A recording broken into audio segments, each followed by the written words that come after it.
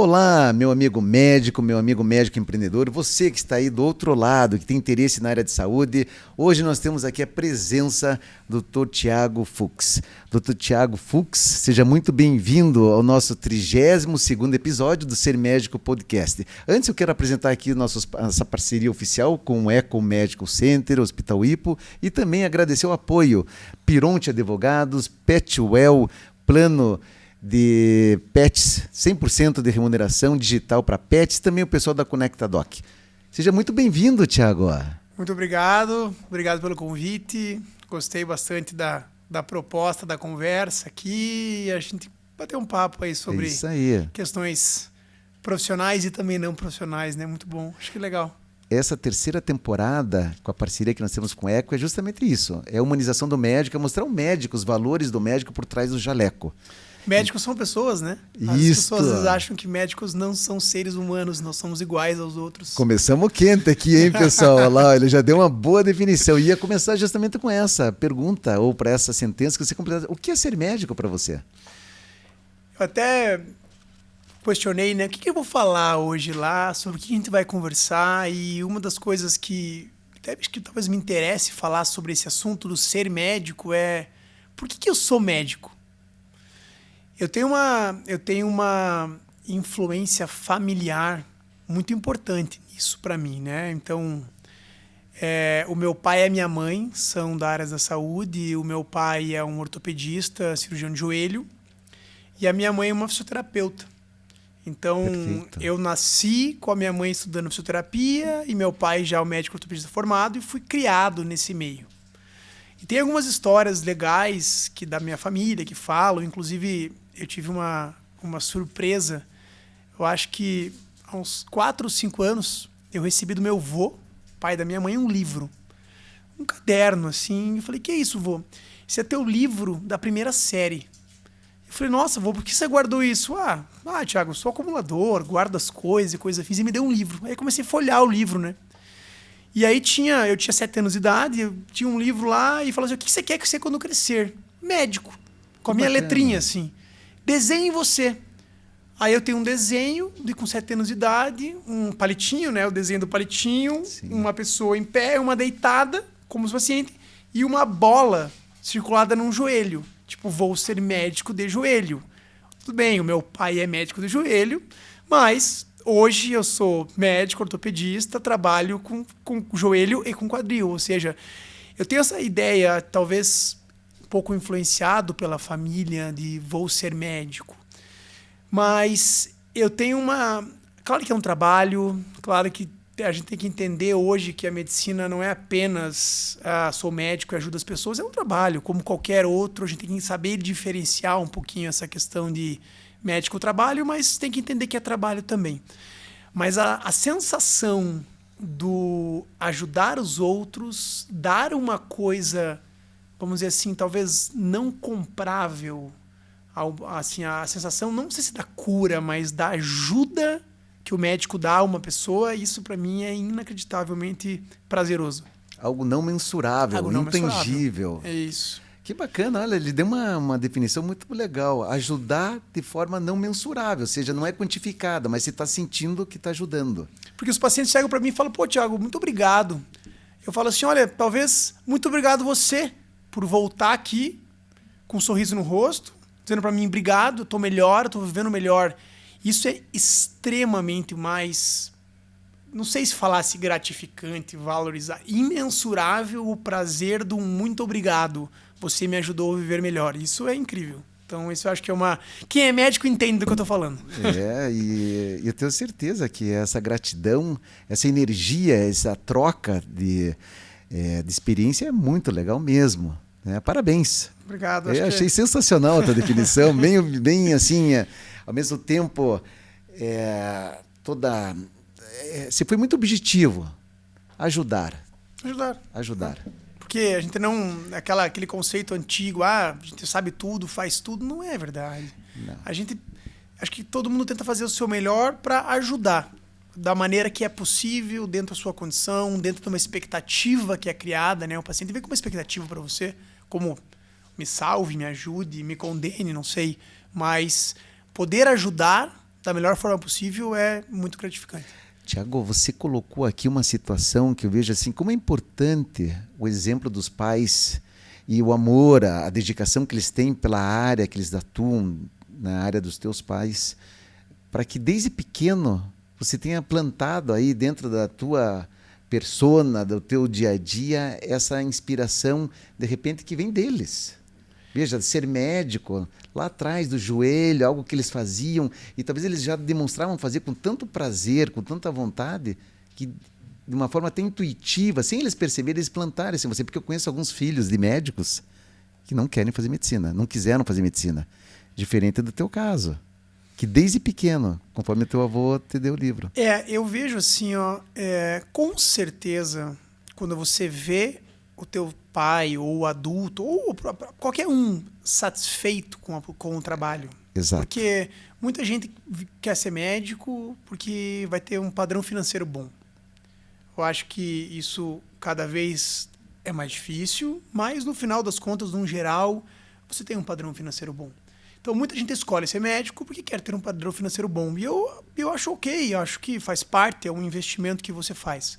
Agora, essa vontade que vem de pequeno, porque com 6, 7, 10 anos, isso não é uma preocupação na sua vida. Não. Só se te plantaram essa preocupação. Então, se você vê os teus pais felizes com o que eles fazem, isso te dá o que eles fazem é legal, né? Eles gostam de fazer aquilo, então deve ser um negócio legal. E todo mundo se inspira no pai, todo mundo se inspira na mãe, e meninos, meninas e coisas afins. Então, é legal essa ideia de você poder talvez trabalhar junto. Isso me agrada demais. Hoje eu sou extremamente satisfeito porque eu trabalho junto com meu pai e com a minha mãe. Isso é uma coisa muito legal, muito legal. Eu vejo a satisfação que eles tinham trabalhando e têm até hoje.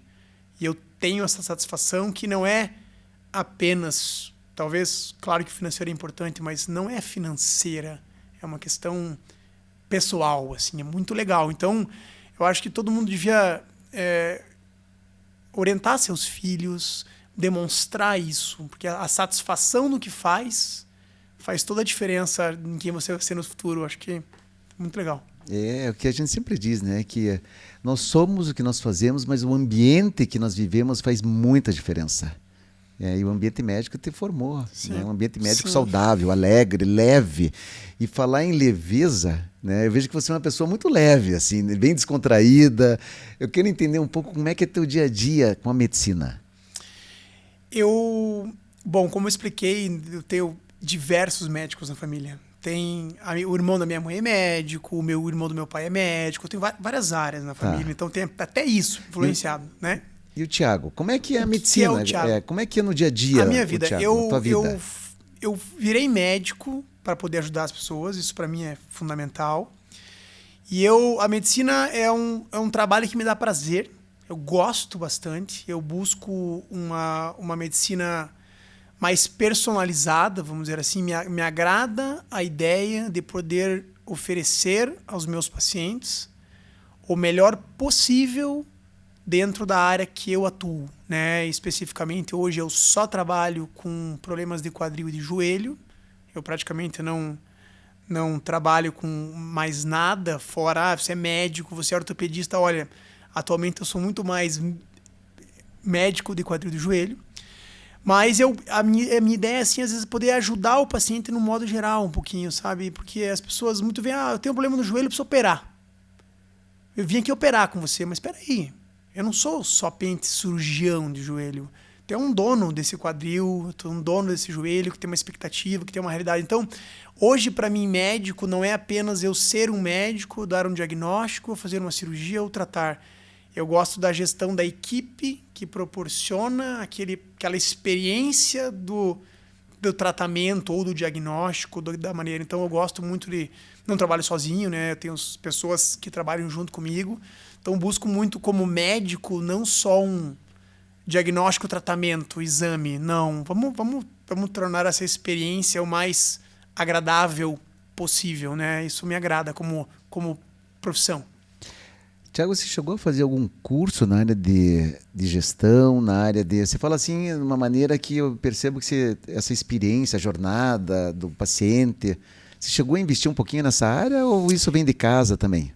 Isso vem de casa. Tá. O meu pai sempre foi assim, eu percebo assim, ele era diretor do hospital, ele tinha um hospital, Perfeito. ele era o diretor da clínica, ele é um cara muito organizado financeiramente, administrativamente. Então, eu fui aprendendo com isso. Eu não fiz curso de gestão, mas eu leio um pouco sobre isso. Eu gosto de discutir com as pessoas. Eu sou uma pessoa muito mais comunicativa verbal do que teórica de leitura, né? Perfeito. Então, a minha análise nesses sentidos e conclusões que tiro é relacionadas assim, olha, o que eu percebo na experiência do processo que parece ser melhor para o resultado final.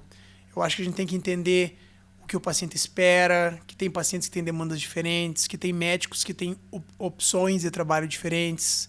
Então, assim, eu acho que tem perfis de médicos para perfis de pacientes, perfis de empreendimentos médicos relacionados a perfis de especialidades e pacientes, e que nada mais é do que um processo administrativo como qualquer outra empresa, mas tem a parte médica envolvida.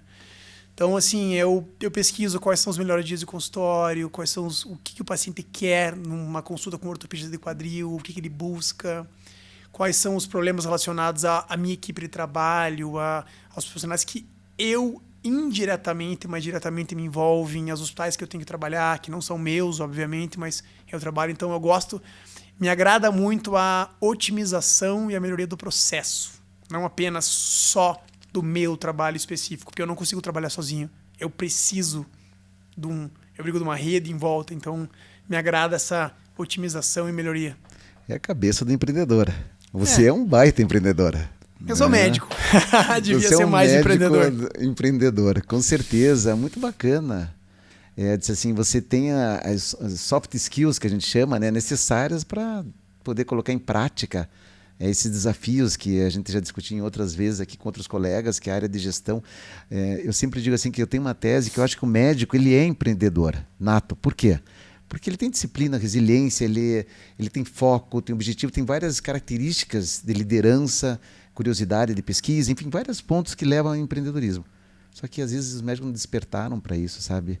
Não precisa fazer um curso de gestão, tem que ter interesse, tem que ler, ir atrás, ter essa percepção que você colocou, seja de uma linguagem verbal, né, seja através de um olhar, de fazer tua própria conclusão. Parabéns. Eu vejo que muitas pessoas terminam faculdade, residência, subespecialização, aí você sai com conhecimento da tua formação, mas ninguém sabe trabalhar. E é um trabalho. Ninguém sabe como funcionam as coisas, as pessoas não sabem lidar com pessoas, não sabem lidar com o processo administrativo que envolve todo o nosso trabalho, não sabem entender, não sabem lidar com o plano de saúde, não sabem lidar com a parte financeira, ninguém ensina para nós. Ninguém ensina. Ninguém ensina.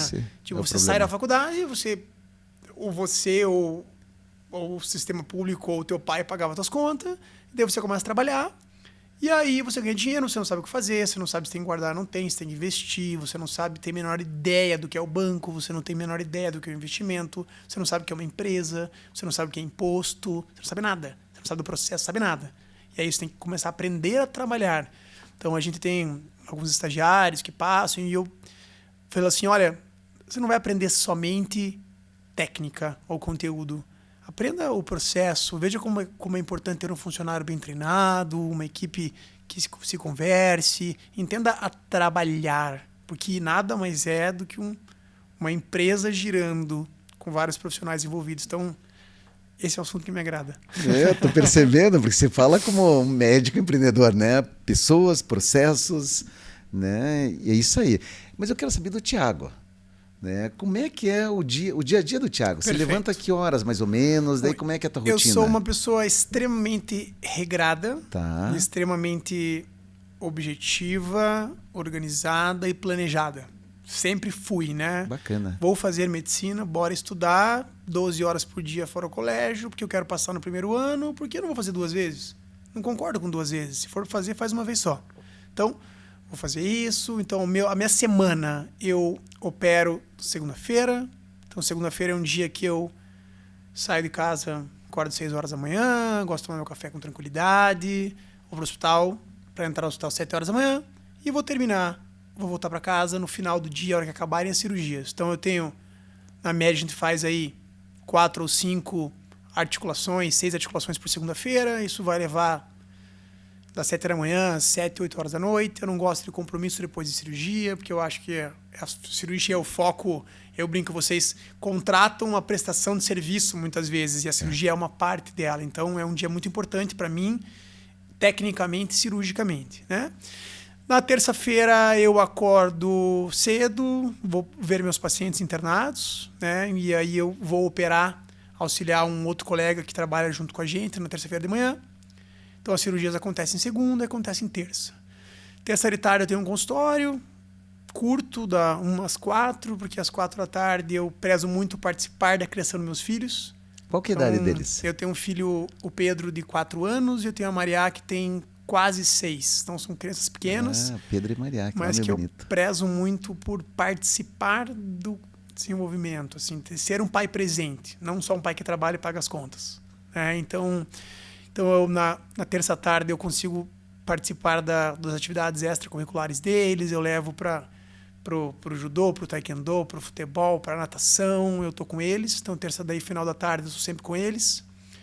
Quarta-feira é um dia que eu tenho consultório de manhã e de tarde. Final da tarde eu vou encontrar meus filhos na natação, também acho super importante. Então, são dias que eu trabalho bastante e estou pouco presente familiarmente durante o dia, né? E não consigo fazer exercício, que é uma crítica ao meu perfil. O exercício é muito importante para mim. Entendi. Quinta-feira é um dia livre. Quinta-feira eu brinco, eu tenho um dia livre de trabalho. Eu trabalho intensamente segunda, terça e quarta.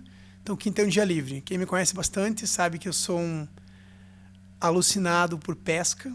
Então, um dos grandes objetivos da vida é pesca. Que bacana. Então, eu pesco quinta-feira quando possível. Tá. Então, claro, às vezes tem cirurgia, às vezes tem outros compromissos, claro. Mas quinta-feira é um dia que eu tento deixar meu dia para esfriar a cabeça, para estar tranquilo, descansar. Eu quebro a semana.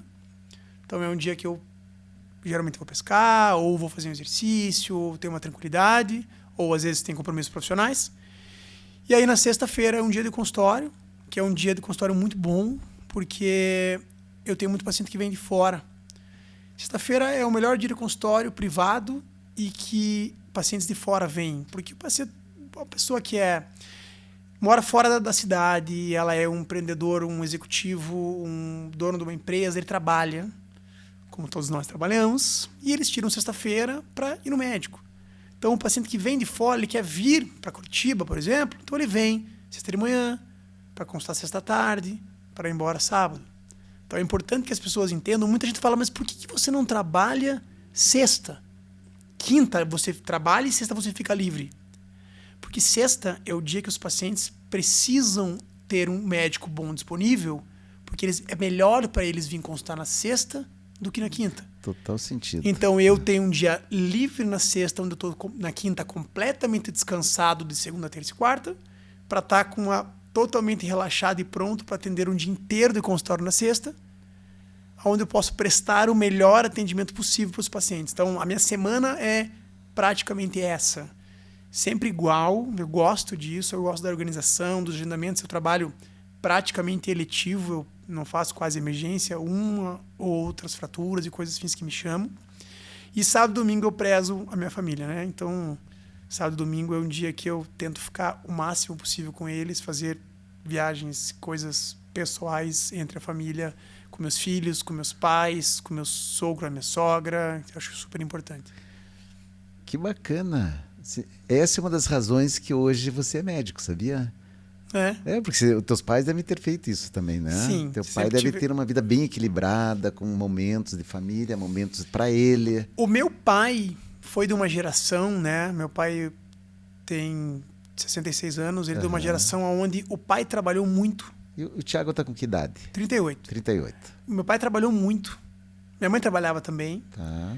E eu sei que em alguns momentos da infância eu lembro que meu pai sempre trabalhou, fazia plantão noturno e coisa afins. E eu busquei desde o começo, olha, eu não quero trabalhar de noite, eu não quero fazer plantão, eu que dou banho nos meus filhos de noite, eu ponho eles para dormir, eu que acordo à noite, eu quero estar presente. Então eu busco muito esse momento do hoje, porque ninguém sabe o que vai acontecer amanhã, Nós não sabemos o que vai acontecer daqui 5 anos, os filhos crescem, todo mundo fala isso e todo mundo se arrepende de não estar presente com os filhos. E cada vez mais eu vejo que o tempo que eu não trabalho, não ganho dinheiro, mas eu estou com meus filhos, eu não estou perdendo nada, porque o dinheiro você vai atrás, você trabalha depois, mas o crescimento dos filhos então é incrível, eu sou muito feliz e eu sugiro que todas as pessoas possam participar ativamente dos filhos pequenos, porque é incrível. É isso mesmo. Hoje os meus tem um com 19 anos e um com 16. E eu confesso para você que eu sempre procurei tirar um dia da semana também para dar uma quebrada. E não me arrependo disso. Exatamente. Parabéns, olha que exemplo bacana e funciona, pessoal. É só questão de fazer o que o Thiago faz, se organizar. Planejamento, se organiza e você dá um jeito, faz acontecer. Não é isso? É isso aí. E diz que um dos momentos que ele mais ganha dinheiro como médico é aquele momento que você está só você com a tua família. Porque você ganha o amor da tua família, a presença deles, sabe? A troca é muito intensa, isso te deixa bem.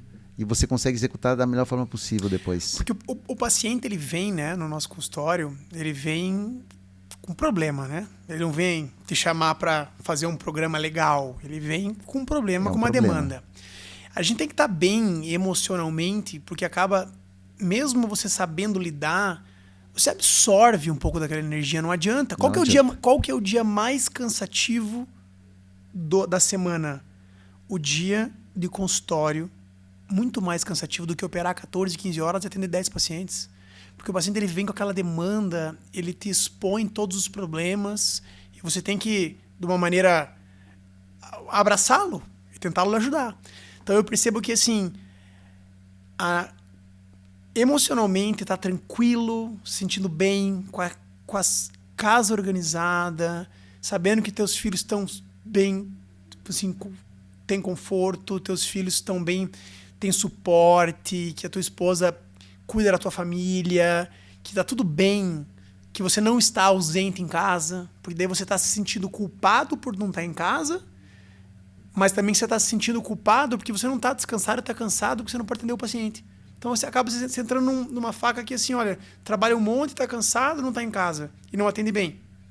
Me parece muito mais sensato estar menos cansado, trabalhar melhor e estar mais presente com a família. Então, assim, só trabalhar não resolve nada. Não resolve nada. É aquela bola de neve que parece certa, mas se você para e pensa, não me parece ser a maneira melhor de se viver, vamos dizer assim. Que bacana. Curiosidade, né? Onde é que você pesca? Aonde eu pesco? Ou que tipo de peixe que você pesca? É mar, rio? Eu tenho, desde pequenininho, eu não conheço ninguém no mundo que possa gostar de pescar mais que eu. Essa é uma resposta firme. Mas quem me conhece bem pessoalmente sabe disso. Eu pesco vários lugares, assim, viajo bastante para pescar, mas, sim, semanalmente eu pesco muito robalo, que é um peixe específico. Eu estou atrás do recorde mundial do robalo. Então, o recorde brasileiro atualmente é meu, homologado, mas eu estou buscando o recorde mundial. E o recorde mundial é brasileiro. Você é profissional na pescaria. Não, eu sou um amador, né? Então eu pesco muito ali em Santa Catarina, em Sarras, em Barra Velha, eu pesco muito em Guaratuba, eu pesco muito na Ilha do Mel, Paranaguá, buscando esse robalo gigante. Isso é o que me fascina, né? Eu pesco muito o tucunaré, que é um peixe brasileiro, não só brasileiro, mas principalmente brasileiro, mas aí o tucunaré eu gosto de pegar o peixe grande, o maior, o gigante. Então, eu busco o tucunaré sul, que é um tucunaré grande. Então, eu faço 2 ou 3, pelo menos, viagens para a Amazônia por ano. Bacana. Então, a temporada amazônica está começando agora, felizmente. Não fico só esperando o verão, porque o verão é a época da temporada amazônica e a época do robalo gigante também. Então, a partir de outubro, agora começa a fase de outubro a fevereiro, março é a época mais intensa de pesca para mim. Eu já participei bastante de competição, de várias coisas, mas hoje o que eu busco é pescar com meus amigos, com meu pai. O pai acompanha? Meu pai gosta muito de pescar também. Minha família inteira gostava de pescar. E eu pesco bastante o robalo aqui com meus amigos. Eu tenho amigos desde pequeno, da pescaria também, e coisa afim, exatamente.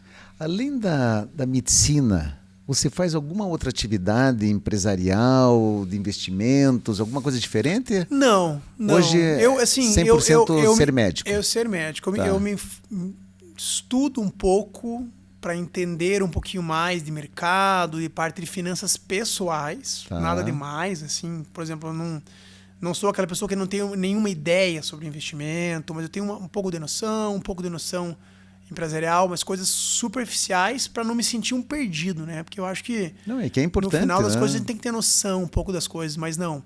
Pensando em fontes de renda, fontes de trabalho, eu sou médico.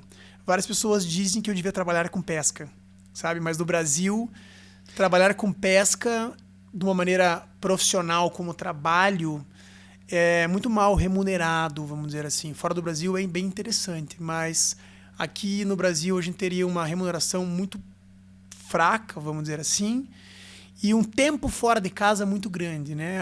Eu conheço várias pessoas que vivem da pesca profissionalmente, que é diferente de você ser pescador profissional, de vender peixe. Não tem nada a ver. Eu não mato peixe. Eu sou totalmente contra. Eu busco preservação, busco que quero que meu filho pesque, a pesca tem que ser sustentável, eu penso nessas coisas, né? Mas viver da pesca significa trabalhar com pesca esportiva, com viagem, com material, com desenvolvimento de produtos, com desenvolvimento de barcos. Eu participo de todas essas coisas, de iscas, de varas. A gente desenvolveu junto com alguns tudo colegas. de uma forma mais assim... Eu faço totalmente por hobby, por prazer. Eu acabo gastando menos dinheiro pescando porque eu acabo tendo alguns benefícios por tudo isso. Então, assim, eu poderia trabalhar com pesca, mas para isso eu iria ficar muito tempo fora de casa. Essas pessoas que trabalham com pesca no Brasil ficam 200 dias do ano fora de casa. Então, Entendi. Esse não é meu interesse. E acho que se o hobby virar trabalho, ele já não é mais hobby.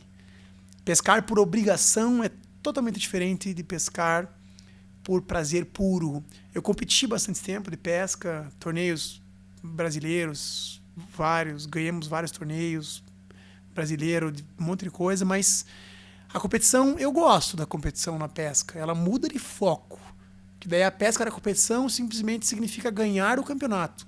Não significa pegar o maior peixe. Significa pegar mais prazer, que o às vezes, segundo lugar. Entendi. Está na vitória, né? Um peixe pequeno se torna interessante quando ele é importante. Então é uma outra modalidade. Mas me agrada mesmo a busca do gigante pelo prazer. Vencer peixes tecnicamente complexos. E o robalo provavelmente é um dos peixes mais difíceis de pescar. Conte para nós aqui um momento da pescaria que te marcou. Seja pelo tamanho do peixe, pela companhia, ou pelo desafio do momento da pescaria. Se recorda agora de algum momento? Você falou isso, eu lembrei de uma coisa muito velha. A minha tradição da pesca vem da família do meu pai. Tá. E eu, desde os meus 3 a 4 anos, toda sexta eu dormia na casa do meu avô, porque eu ia pescar todo sábado. Tá? E um dia você falou essa frase e a primeira imagem na cabeça. Eu tinha 6 ou 7 anos, a gente pescava nos rios aqui ao redor de Curitiba. E eu me lembro do dia que na primeira vez na vida eu peguei mais lambaris do que meu avô. E eu devia ter 6 anos de idade. Então você falou pra mim, foi a primeira coisa que eu lembrei. E se você perguntar qual foi a segunda? A segunda foi o maior robalo que eu já peguei na vida.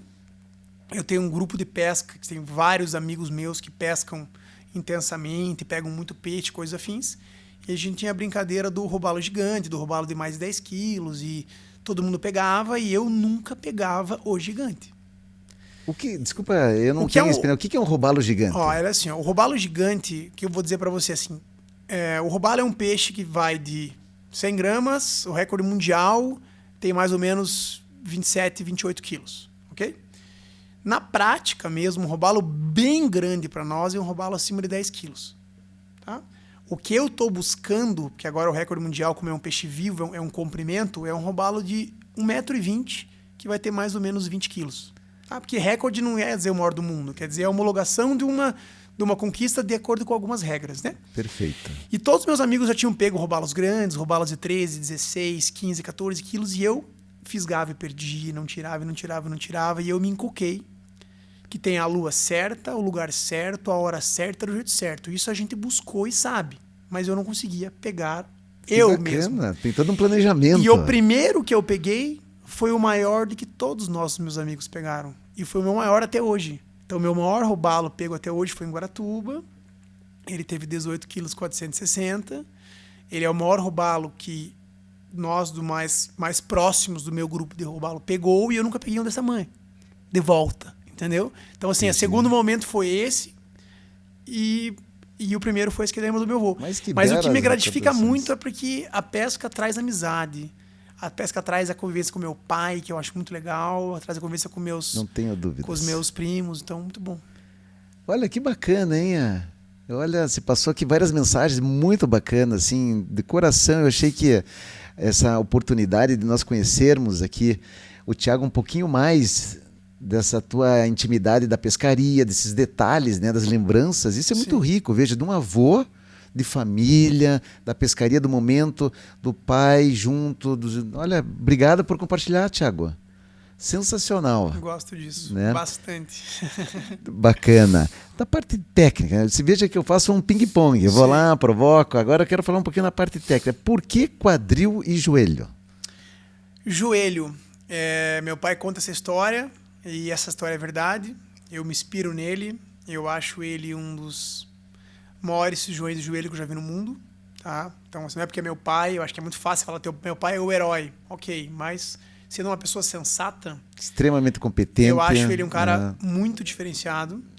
E quando eu era pequeno, eu esperava nele, eu quero pegar um peixe maior que o seu, eu quero fazer melhor que você. E eu falei pra ele, não, pai, eu vou fazer... Ele me perguntou, mas o que você vai fazer medicina? Eu falei, cara, eu vou ser médico, eu vou ser ortopedista, eu vou fazer joelho, e eu quero me tornar melhor que você. Isso, eu devia ter, sei lá, 16, 17 anos, né? Naquela época você tem que decidir as coisas. Hoje eu tenho certeza que não tem como se tornar melhor que ele, porque, olha... Pela experiência dele, né? Porque não existe, você nunca vai se tornar melhor que ninguém. Exatamente. Você vai se tornar uma outra pessoa, que você pode ser tão competente quanto, mas esse negócio do melhor ou não existe. Não existe.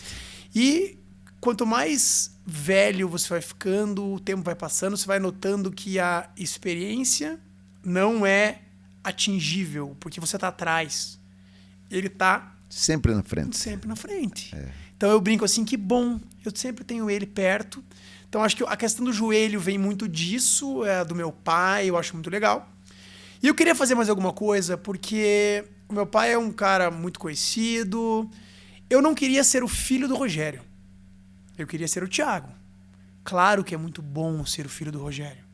Mas eu queria ser o Thiago Fux, eu não queria ser conhecido, o pai é bom, mas o filho não é tanto. Então, assim... Eu quero ser metade do que ele é, porque se eu for metade do que ele é, eu já vou me achar bom. Então tá ótimo, tá? Então, assim, o joelho tem essa história, e eu quis fazer mais alguma coisa que fazer o quadril. E aí eu tenho, vamos dizer assim, que eu falo, eles me chamam, tenho o meu segundo pai na medicina, o meu tio, vamos dizer assim, que é o Paulo Alencar. Sim. Que é um grande médico. Um abraço, doutor Paulo. É excelente. Que é uma pessoa que é muito amigo da família também, amigo do meu pai, e foi uma das pessoas que eu segui na parte do quadril. Então eu quis fazer mais alguma coisa. Eu acho que o joelho e o quadril eles se encaixam muito bem. Tem algumas escolas no mundo que usam o quadril junto com o joelho. Você pode ser cirurgião de prótese de quadril e joelho. Os americanos são assim. Então casa muito a ideia. Então eu fui fazer minha especialização em joelho, minha especialização em quadril. E em 2010, quando eu estava começando essas subespecializações pós a residência, os dois sempre nos falaram, existe uma área muito importante em crescimento no mundo chamado quadril do jovem. A artroscopia do quadril, a tratamento das patologias do quadril do jovem não degenerativas, né?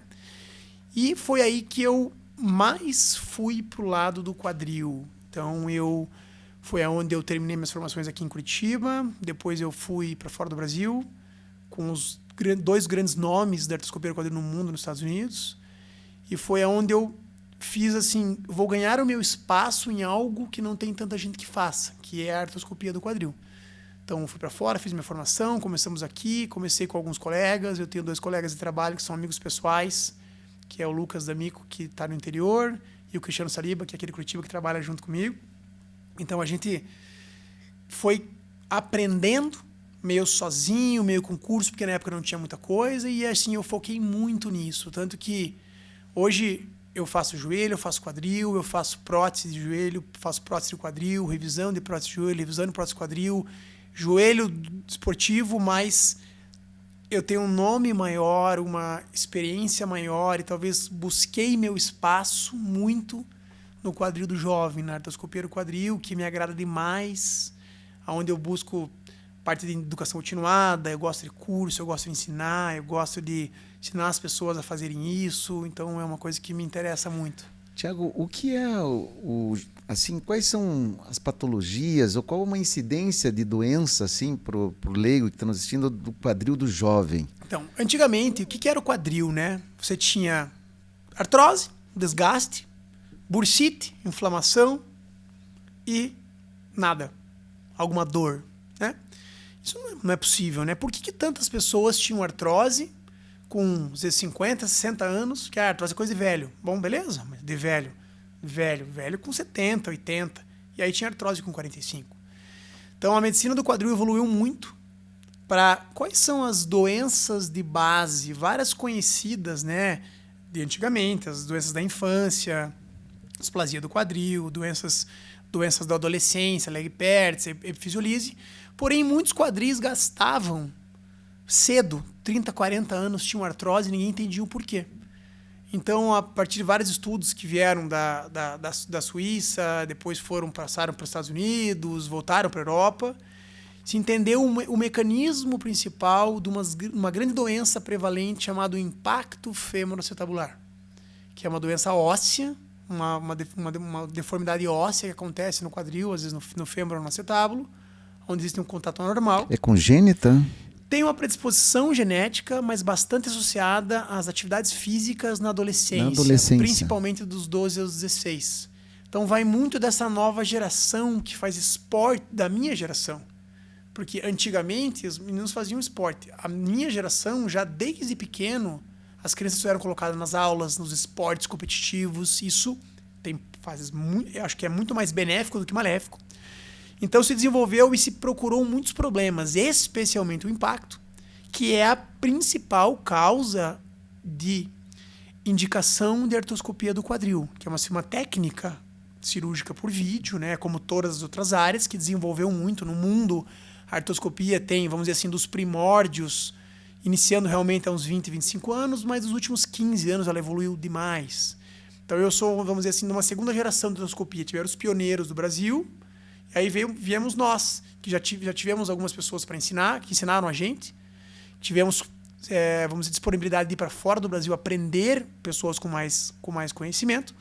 E aí hoje existe uma grande prevalência do impacto, que é uma deformidade óssea, que a gente consegue, por uma cirurgia extremamente minimamente invasiva, né, corrigir essas deformidades, tratar os pacientes antes de desenvolver artrose. Mas é certeza que eu não vou ter artrose? Não. Melhora a dor do quadril dos pacientes que têm isso hoje, diminui o risco ou a velocidade de progressão do desgaste. Então, a ideia da artroscopia a gente chama de medicina preservadora do quadril. Tratar as patologias no início do processo para que as causas degenerativas diminuam, porque o índice de artroplastia, de prótese de artrose no mundo é enorme, né? O número de próteses realizadas no mundo diariamente é gigantesco, tanto do joelho quanto do quadril. Então a evolução grande hoje está no quê? No pré. Vamos tentar melhorar a qualidade de vida antes, tratar os pacientes que têm dor para fazer esporte, tentar diminuir essa incidência futura. Essa é uma das grandes objetivos, por isso chama medicina preservadora do quadril. Que bacana, hein? Várias dicas aqui, pacientes. Olha aí, ó, sensacional.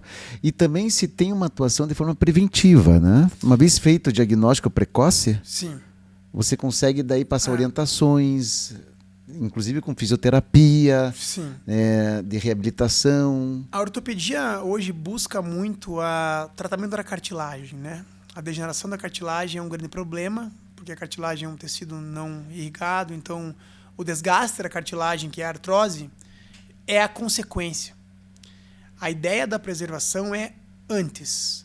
Tratar tudo que você pode de questões anatômicas prévias, tratar ou prevenir ou proteger essa cartilagem da maneira que você pode, seja com medicação, infiltrações, hábitos de vida, condições musculares, então assim, técnicas, entender demandas e expectativas, explicar para o paciente o que é maléfico, porque o tratamento não é apenas operar, é muito mais orientar.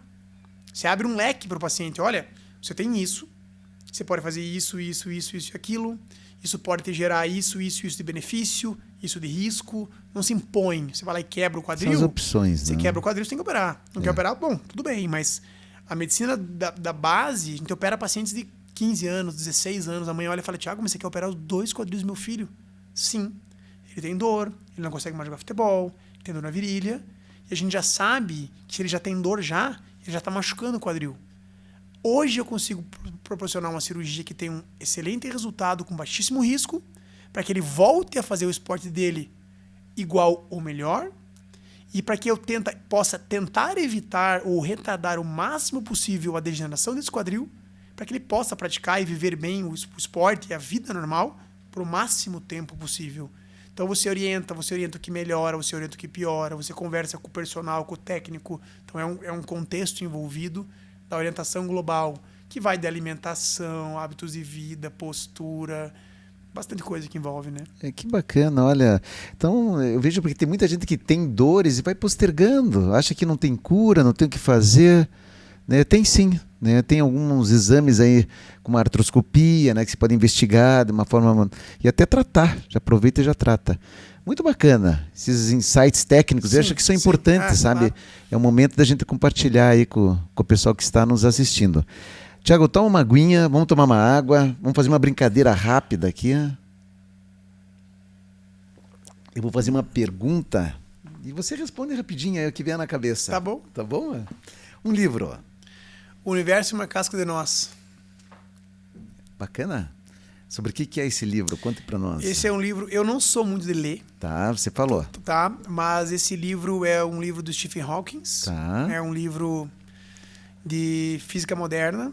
E é um livro que eu terminei a faculdade de medicina, eu adoro assim, saber muita coisa. E aí eu peguei esse livro para ler. E eu li 9 vezes o primeiro capítulo. E isso me intrigou, porque cada vez que eu lia, eu entendia um pouco mais sobre física. Eu li 2 capítulos. Mas se perguntar um livro, o Universo é uma casca de nós. Então, assim, para mim é incrível, porque me abriu uma mente assim, olha, eu não sei nada.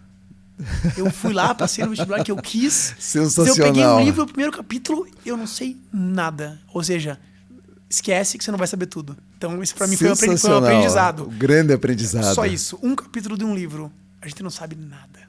Então... E às vezes é isso mesmo. Às vezes um insight que você pega ali, um capítulo já valeu o livro inteiro. Sim. Né? Parabéns, bacana. Você falou no início que ser médico é ajudar. Tá? Mas eu gostaria de você completar essa sentença aqui. Para nós é importante. Ser médico para você é? Melhorar a qualidade de vida das pessoas. Sensacional. Isso bacana. Parabéns. É o jeito que eu mais posso ajudar, eu acho. Bacana. Família? Tudo. Mais nada. Tudo. Tudo. Busque a sua família.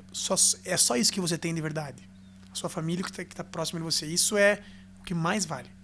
Tipo, e a gente percebe aqui, pela energia que ele transmite aqui, que realmente pai, mãe, avô, veja, todos os momentos ele comenta da família. Isso é muito bacana, parabéns. E família é tudo, realmente.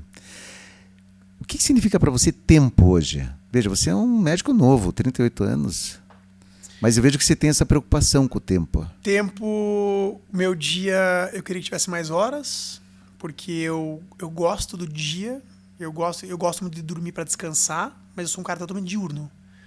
Então eu penso que o dia podia ser um pouco mais longo para nós podermos fazer mais coisas.